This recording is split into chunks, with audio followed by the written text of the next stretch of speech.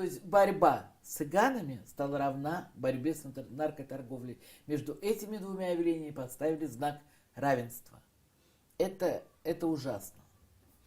Кроме того, что меня беспокоит очень сильно, это общественное мнение, имидж цыган в России. Если раньше это было что-то необыкновенное, раньше так любили, это была всегда любовь к цыганской музыке, к цыганскому искусству, потому что у нас самые лучшие поэты, самые классики, Толстой, Пушкин, Лесков, Фет, Тютчев, нет такого самого известного среди всей России поэта или писателя, который бы не писал на цыганскую тему, причем с любовью, с легкой руки Пушкина.